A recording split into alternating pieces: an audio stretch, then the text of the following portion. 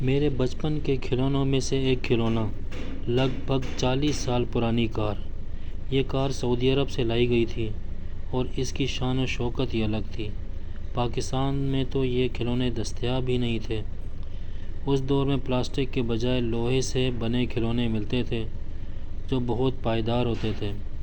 اب تو بچوں نے یہ کار توڑ پھوڑ دی ہے، لیکن جب یہ درست حالت میں تھی تو اس کے ڈرائیور کے ساتھ اس کا ایک ساتھی بیٹھا ہوتا تھا اور اس کے ہاتھ میں ننھا سا کیمرہ پکڑا ہوتا تھا۔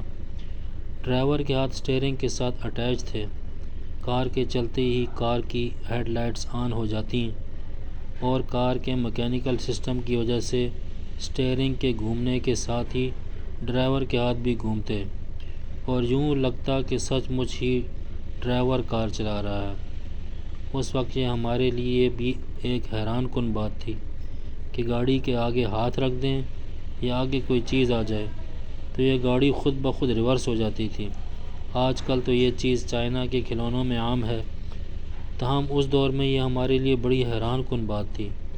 تھوڑی تھوڑی دیر کو گاڑی خود رکتی اور ڈرائیور کا ساتھی ننھے سے کیمرے سے فلیش لائٹ مارتا جیسے تصویر کھینچ رہا ہو۔ اس کار سے بہت کھیلے، پھر جانے کہاں گم ہو گئی۔ آج دیکھا تو کسی بچے نے ٹوٹی ہوئی حالت میں چھت پہ پھینکی ہوئی تھی۔ دیکھ کر اپنے بچپن کے دن یاد آ گئے۔ کھلونے کی حالت دیکھ کے دل اداس بھی بہت ہوا۔ سوچا آپ کے ساتھ بھی یہ بات شیئر کی جائے، کیونکہ اپنا بچپن تو سب کو پیارا ہوتا ہے۔